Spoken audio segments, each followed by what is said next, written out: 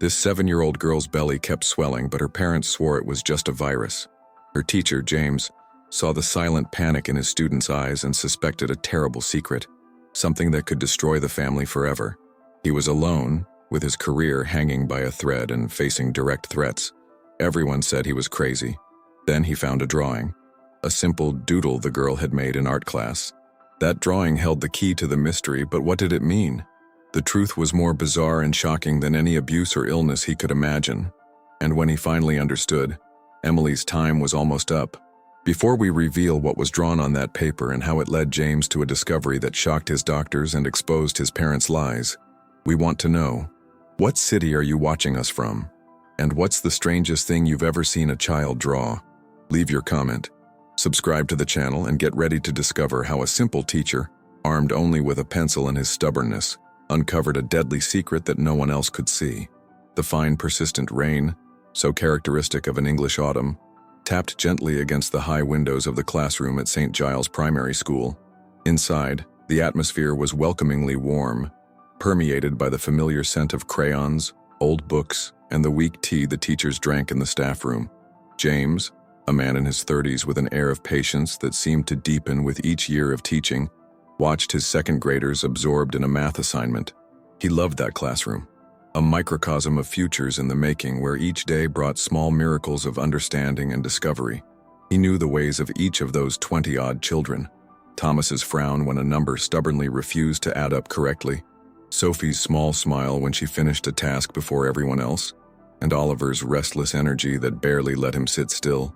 It was his universe, a place where he felt he truly made a difference, not just teaching people to read and write, but to be kind, curious, and to look at the world with eyes of wonder.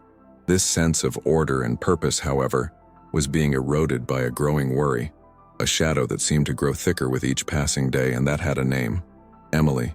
He vividly remembered the Emily of a few months ago, a 7-year-old girl with honey-colored hair and a smile that seemed to brighten the grayest corners of the day.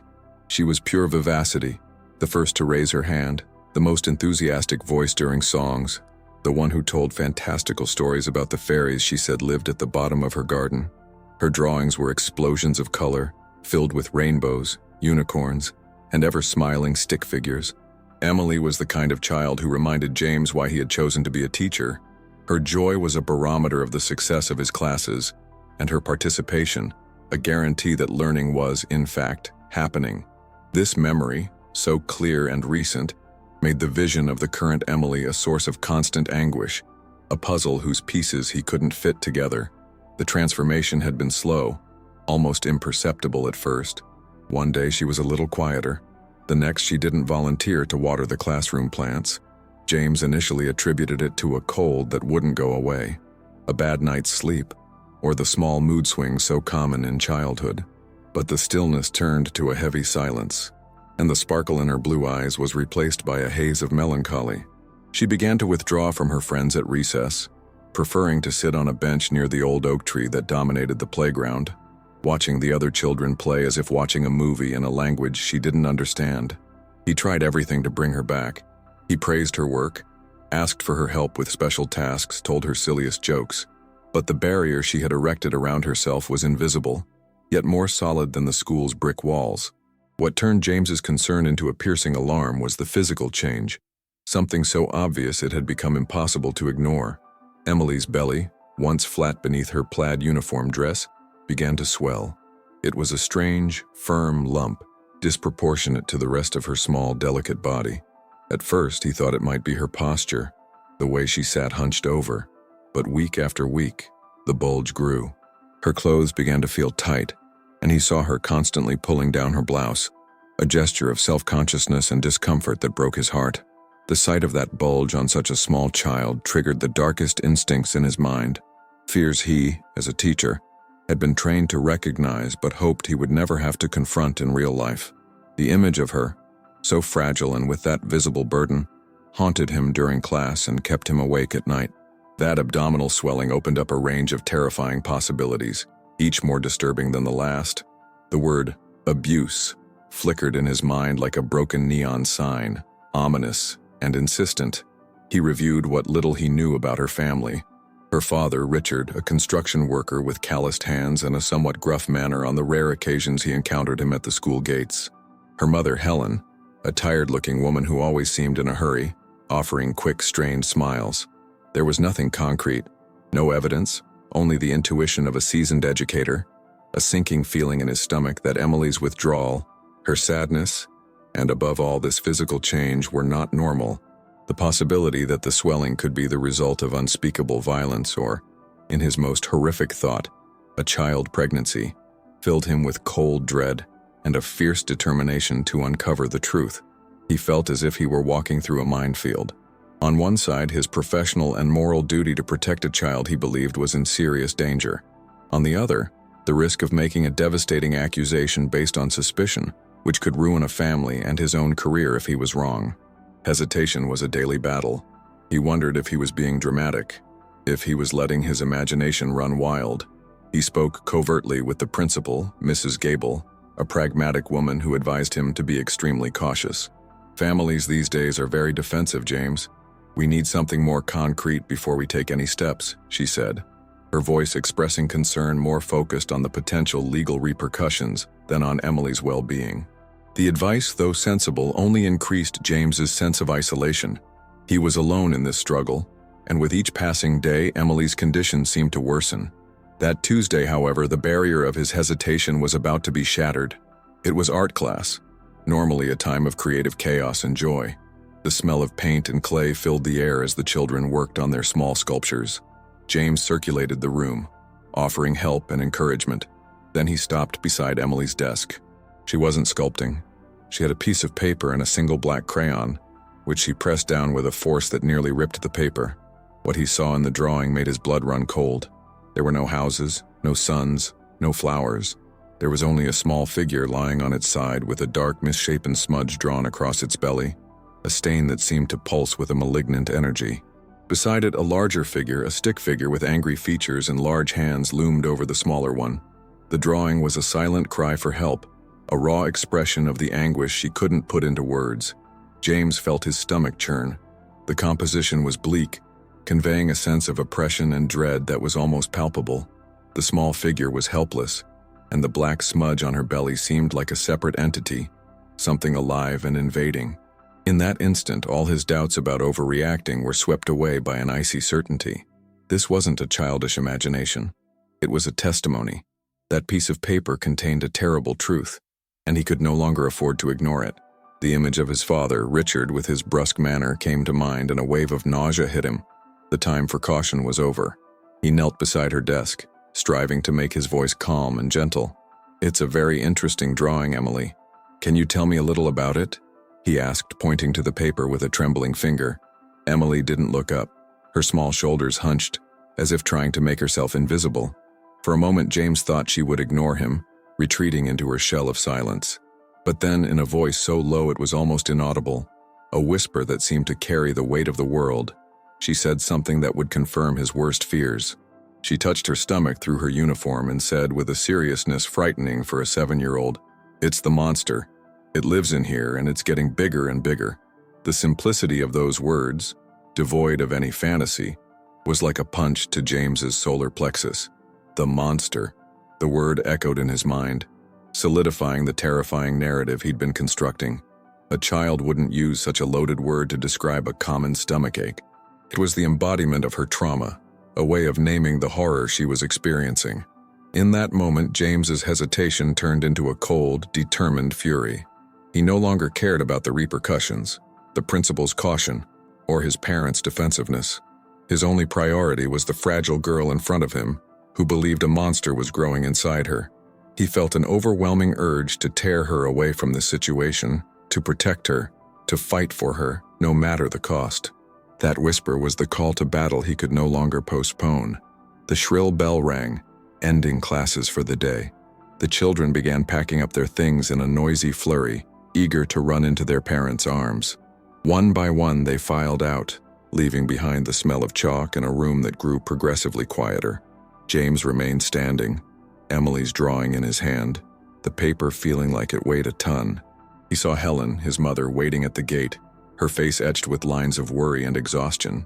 Emily walked slowly toward her, took her hand, and the two walked away without exchanging a word. The scene, so everyday, felt to James charged with a dark omen. He knew what he had to do.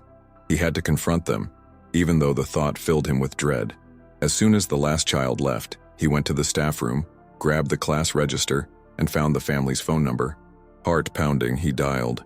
Richard answered, his voice an impatient growl. James introduced himself, trying to maintain a calm and professional tone, and said he'd like to schedule a time to discuss Emily's well-being. The reaction on the other end was immediate and hostile. "Well-being? There's nothing wrong with my daughter's well-being. She's perfectly fine," Richard said, his voice cutting through any attempt at a friendly exchange.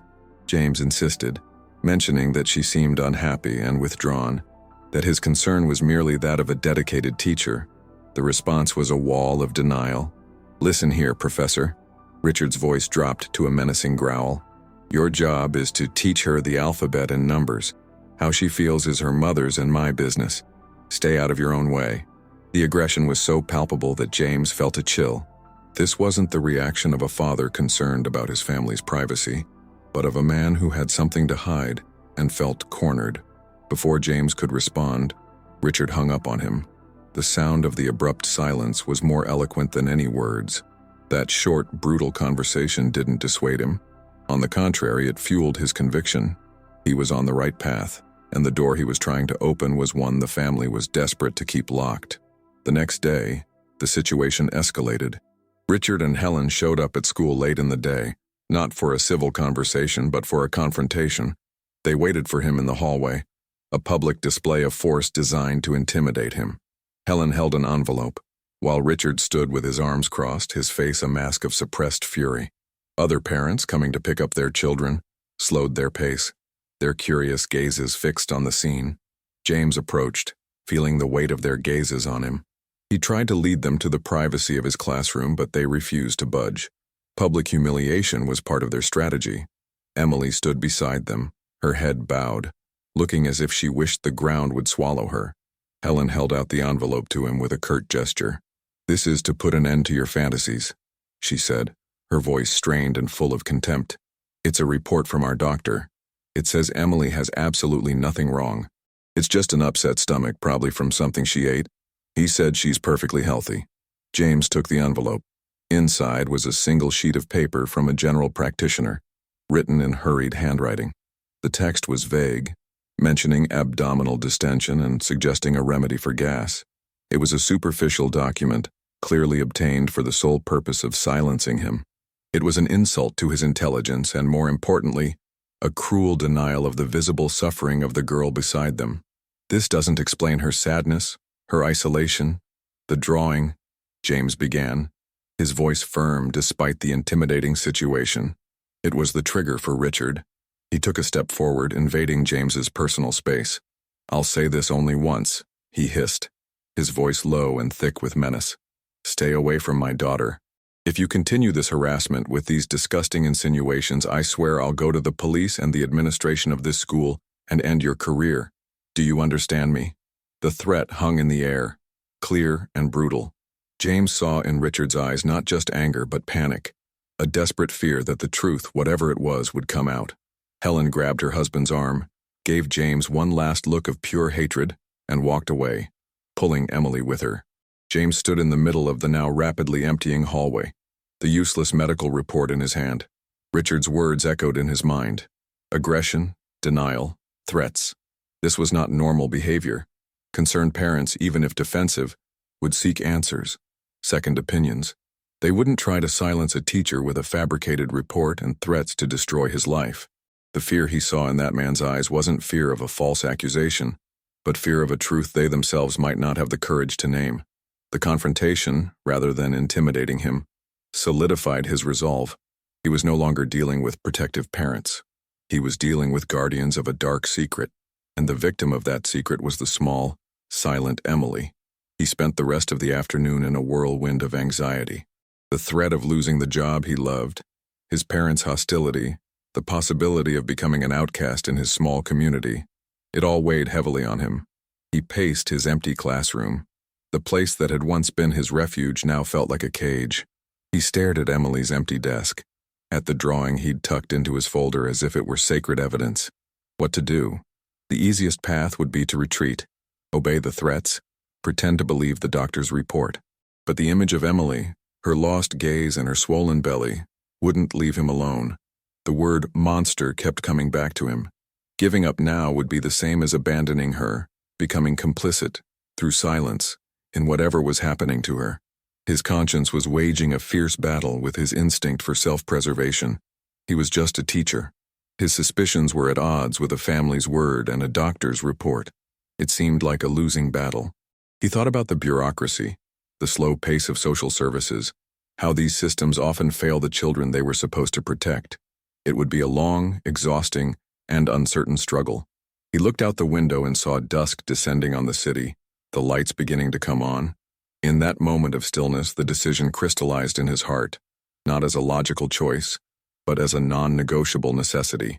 He would no longer be able to sleep peacefully, no longer be able to face himself in the mirror if he turned his back on Emily. The risk was immense, but the cost of inaction was unthinkable. With trembling hands but a determined mind, he picked up his cell phone. He searched for the number for his local children's social services. The official name felt heavy, definitive. Making that call was crossing a line from which there would be no return. It was formalizing his suspicions, transforming his personal concern into an official complaint, with all the consequences that would entail. He took a deep breath, the number flashing on the screen. He remembered the drawing, Emily's whispered voice, the panic in his father's eyes. It was no longer a question of if, but of how. He was about to declare war on denial, fear, and neglect.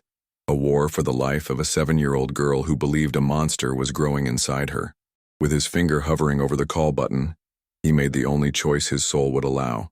James's finger hovered over the phone screen for a moment that felt like a lifetime of decisions. Then it rang.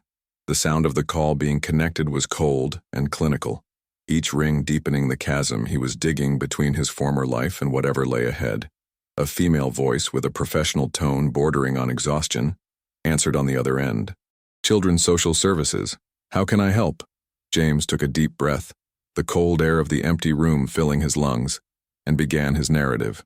He tried to be as objective as possible, but his voice faltered as he described Emily's waning joy, her isolation, and her swollen belly.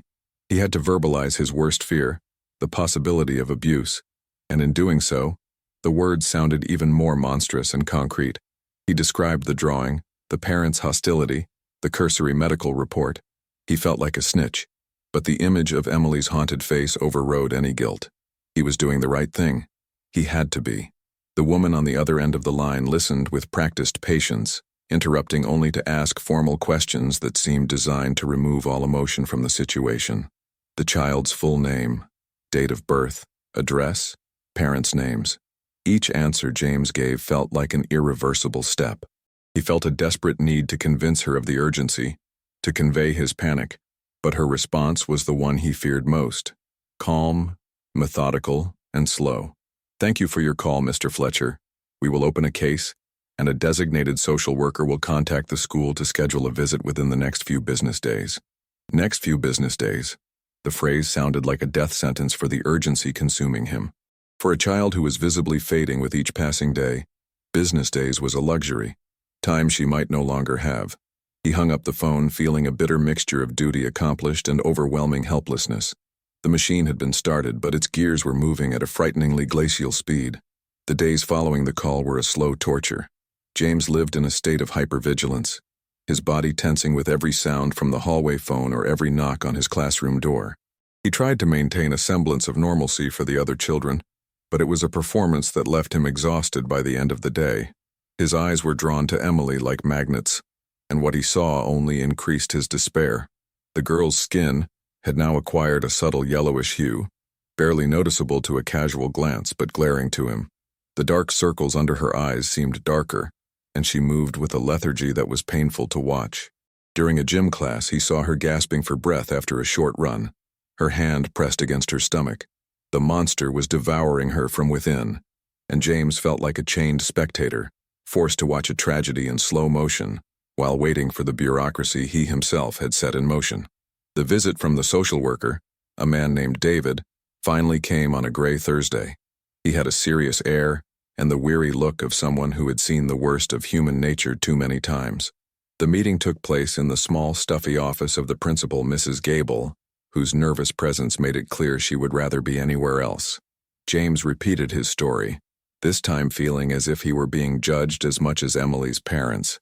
He showed the drawing, emphasizing the change in behavior, the physical deterioration. David listened attentively, taking notes on a notepad, his expression impenetrable. He explained the standard procedure: a conversation with him, a conversation with the principal, an interview with the child, and then an unannounced visit to the family home. It was a meticulous process, designed to be fair, but to James, each step felt like a postponement of the only action that mattered: helping Emily. David's conversation with Emily was as frustrating as James had feared.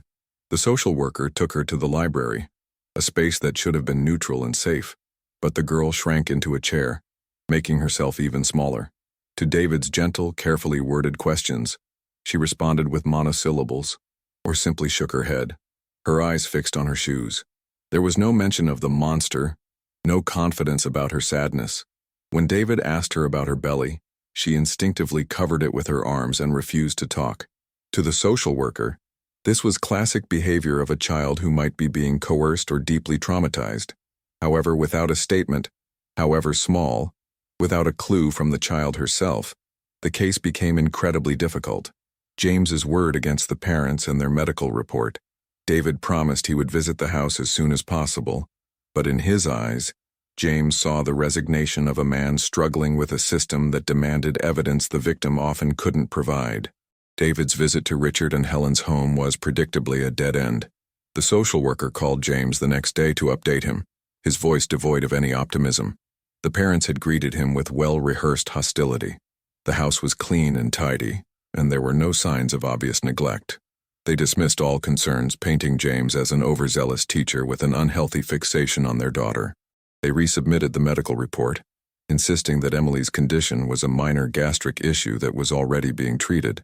Richard even insinuated that James was harassing his family and threatened to file a formal defamation complaint. They refused to allow an independent medical evaluation. Legally, our hands are tied for now, James, David explained. Without more concrete evidence, a judge won't order an evaluation. We'll continue monitoring, but for now, we have to follow procedure. The door to quick help had been slammed shut. News of the social services visit spread through the small school community like wildfire. The confidentiality of the proceedings had been shattered by the parents themselves, who played the victim, telling their side of the story to other parents at the school gates. James went from a respected teacher to a figure of controversy. Some looked at him with silent admiration, but many others, influenced by Richard and Helen's angry narrative, saw him as a dangerous meddler trying to destroy a family based on fantasies. Mrs. Gable called him into her office, her face pale with concern. James, this has gone too far. The family has hired a lawyer. We received a letter threatening the school with a lawsuit. I know your intentions are good, but you must back off. For your sake and for the sake of the school, let social services do their job and stay out of the loop. The message was unequivocal. He was alone.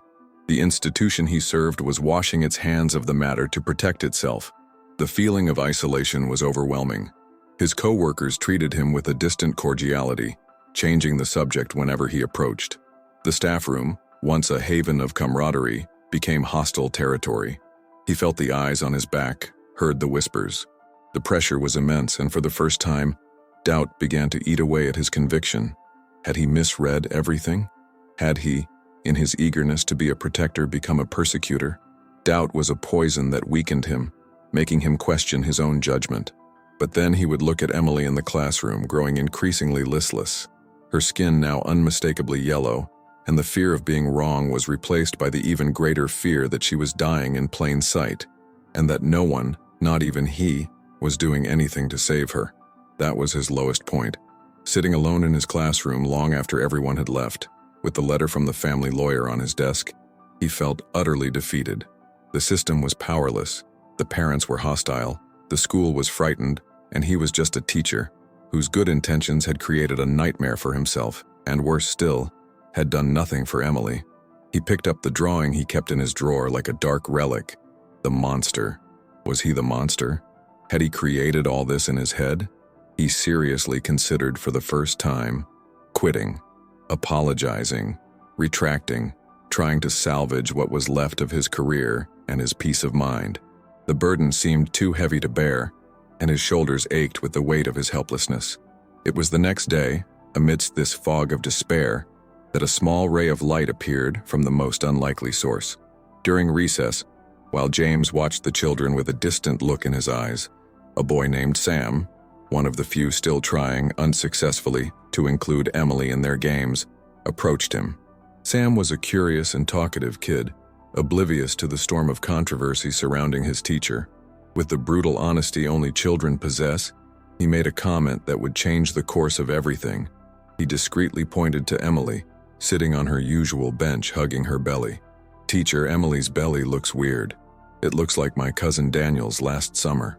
James looked at the boy, his heart heavy, waiting for another innocent question to which he had no answer.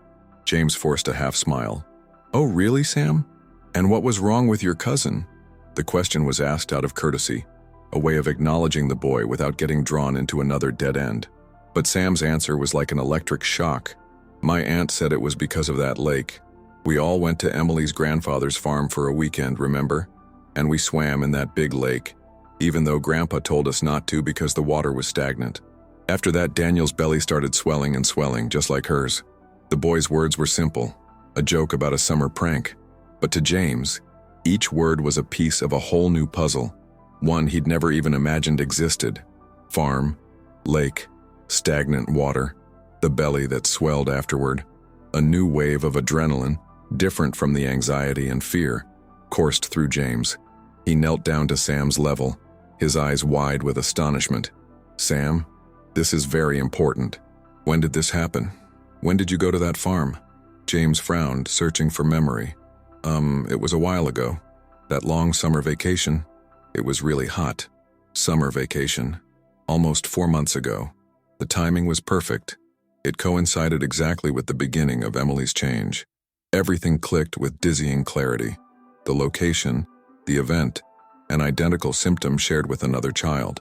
Richard and Helen's defensive anger suddenly took on new meaning.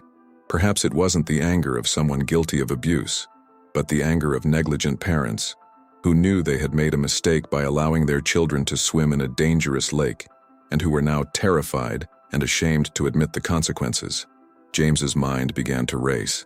He thanked Sam profusely, telling him he was a very smart boy, and hurried to the empty classroom during lunch, ignoring the confused looks of his classmates. He no longer needed a confession or a denunciation. He had a clue, a scientific one, that didn't depend on the interpretation of a drawing or the fear of a child. He turned on his laptop, his hands shaking as he typed into the Google search bar. He wasn't even sure what to search for, so he started with the obvious in English. "Child with swollen belly after swimming in Lake UK." The results began to appear, and one word jumped out at him, a word he vaguely remembered from biology class, but which had never sounded so ominous: schistosomiasis. He clicked on a link to the NHS, the UK's National Health Service, and began reading. With each paragraph, his heart beat faster, not from fear, but from a terrible certainty. The disease, also known as bilharzia or snail fever, was caused by a parasitic worm that lived in certain species of freshwater snails. Infection occurred when the skin came into contact with contaminated water. Symptoms of the chronic phase included fatigue, abdominal pain, and an enlarged liver and spleen, which led to the accumulation of fluid in the abdomen, a condition called ascites. It was a perfect clinical description of everything Emily was experiencing: the lethargy, the yellowing of her skin, jaundice from liver damage, and of course the swollen belly. It wasn't a fantasy. It was a parasite. The parents' shame and ignorance suddenly took on tragic meaning. They must have known the risk. Their grandfather had warned them. Perhaps they ignored the warning, or perhaps they didn't take it seriously. When Emily began showing symptoms, they must have panicked. Instead of admitting their mistake and seeking appropriate medical help, the fear of being judged as irresponsible parents, coupled with their ignorance of the severity of the illness, led them down a path of denial. The gastric upset diagnosis wasn't meant to cover up a crime of abuse, but to cover up a mistake of neglect, a mistake that was now threatening their own daughter's life. Their hostility was a manifestation of their panic and guilt. They were trapped in a trap of their own making. James began printing out everything he could find: NHS articles, World Health Organization publications, photographs of symptoms that were eerily similar to Emily's condition. He now had something infinitely more powerful than a suspicion. He had a solid medical hypothesis, supported by strong circumstantial evidence, and a perfect timeline. Emily's monster wasn't a metaphor. It was real, a living organism that was destroying her from within. The girl's words were, in fact, a literal and terrifying description of her condition. The urgency James felt now was different, clearer. It wasn't the urgency to expose a crime, but the urgency to secure a diagnosis and treatment before the damage became irreversible. With the stack of printed papers in hand, he felt his determination return, stronger and more focused than ever. His fear had been replaced by clarity. He was no longer fighting in the dark against the ghosts of abuse and violence.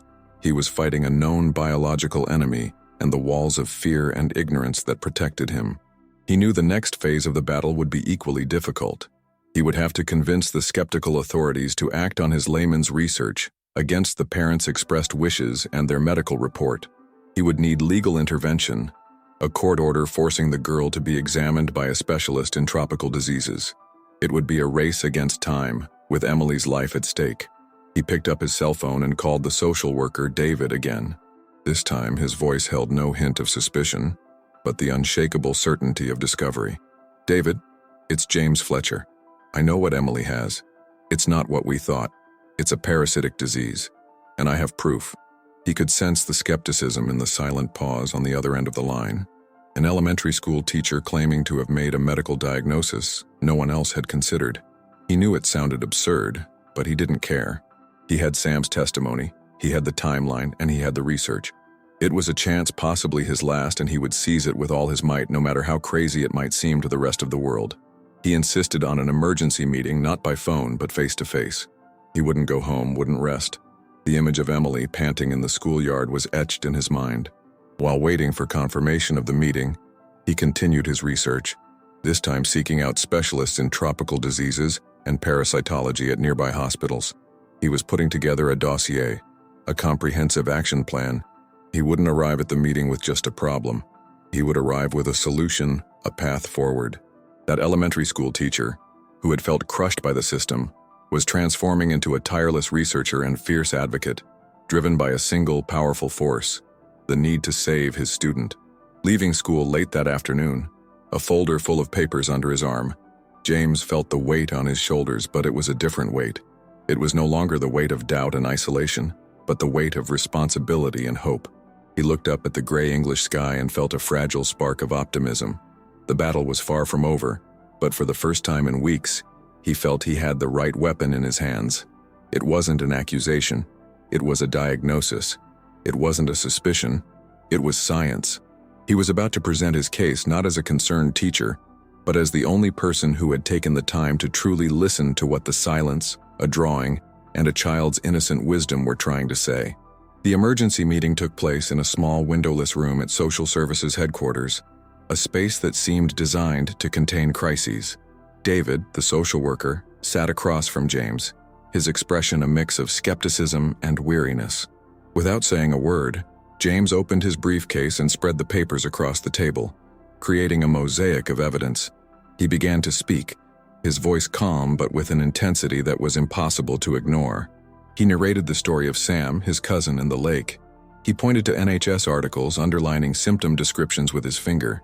He showed photographs of other patients, clinical images that mirrored Emily's condition with eerie precision. He built his case not like an amateur, but like a lawyer presenting his closing arguments before a jury.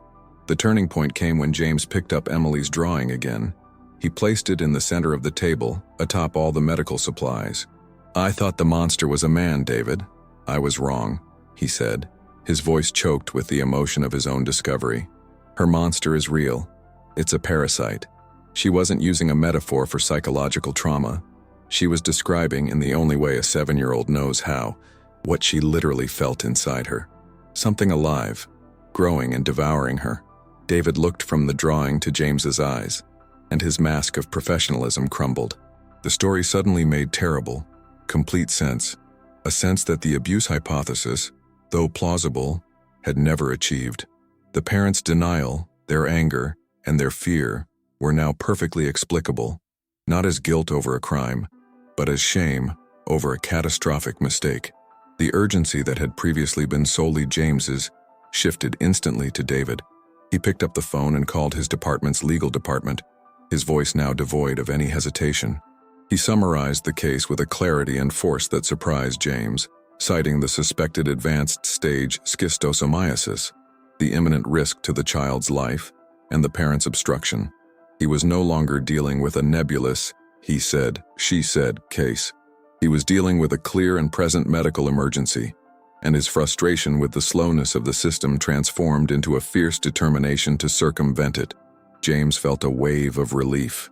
He was no longer alone.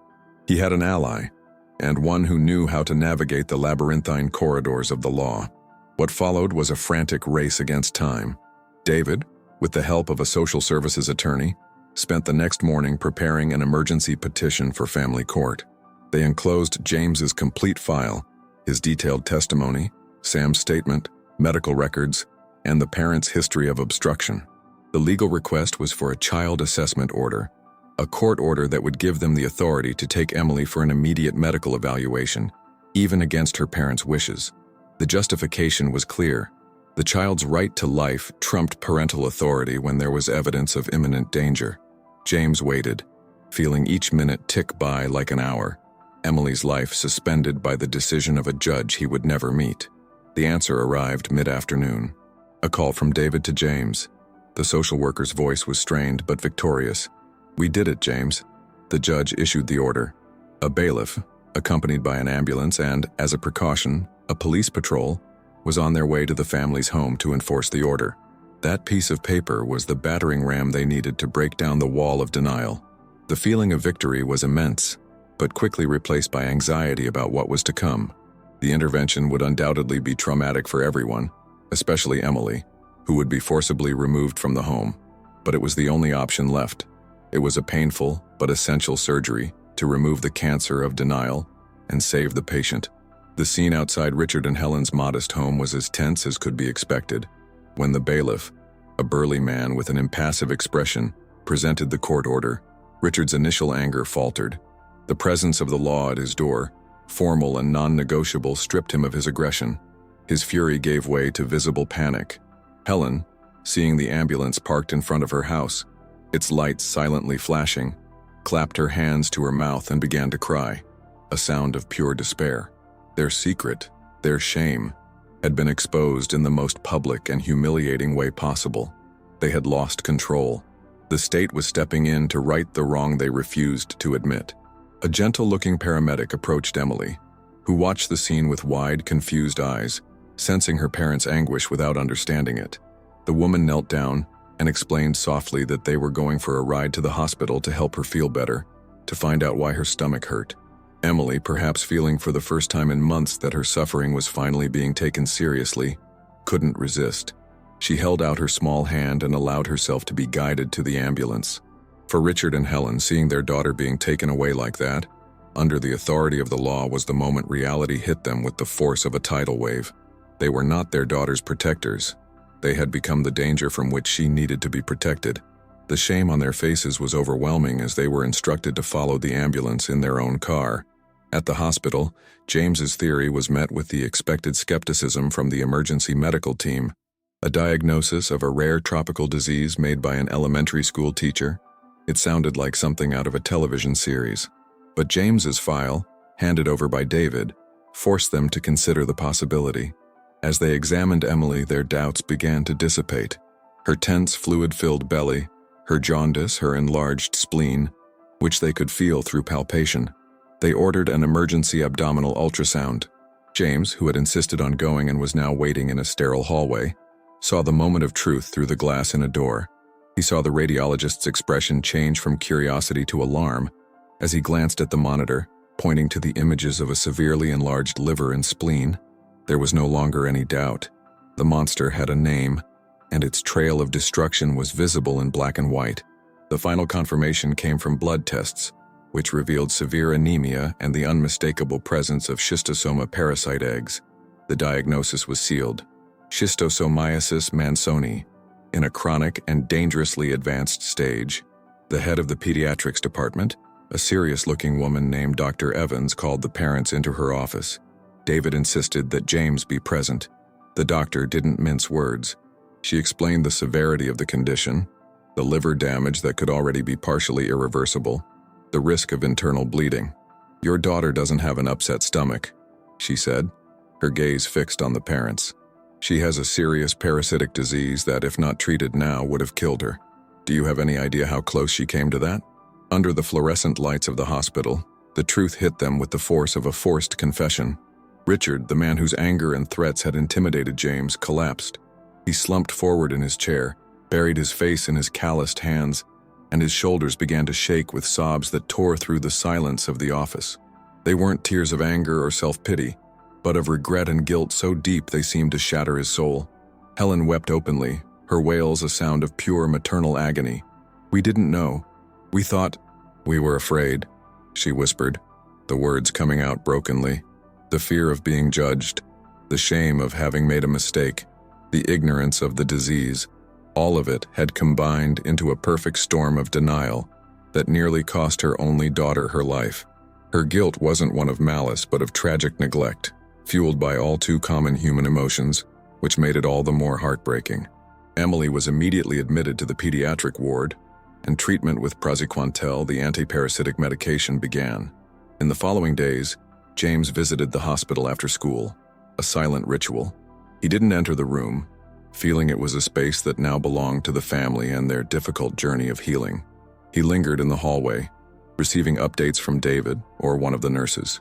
He could see Richard and Helen through the glass in the door, now somber, humble figures who never left their daughter's bedside. They saw him. Their eyes no longer held hatred. There was a complex mix of shame, gratitude, and a silent recognition that he, the man they had tried to destroy, had been the one to save the life they had endangered. Emily's recovery was a small daily miracle. As the treatment took effect, the swelling in her belly began to visibly recede. The yellowish color of her skin gave way to a healthy pink hue, but the most significant change was in her spirit. One day, as James was in the hallway, the bedroom door opened and Emily came out, walking slowly beside her mother. She saw him, and for the first time in many months, a genuine, if faint, smile spread across her face. She raised her hand and waved. That simple gesture was James's reward for all the anguish, all the sleepless nights, all the threats. It was living proof that his stubborn, lonely fight had been worth it. He had succeeded. He had brought little Emily back from the darkness. Weeks later, Emily returned to St. Giles Primary School. She was still thin and tired more easily, but the light in her eyes had returned with a vengeance. She raised her hand in class again, laughed at James's jokes, and at recess, ran with Sam again, her laughter echoing through the playground. Her transformation was a visible testament to the entire school of what had happened. The incident became a powerful lesson for the entire community, a story about the importance of looking beyond appearances, of questioning, and listening to children. Mrs. Gable apologized to James privately, her admiration replacing her previous caution, recognizing his extraordinary courage and insight. On a rainy afternoon, after school ended, Richard and Helen waited for James at the school gates. Their posture was unrecognizable. There was no arrogance, no anger, only a profound humility, forged in the fire of fear and near grief. Helen approached, her eyes shining with unshed tears.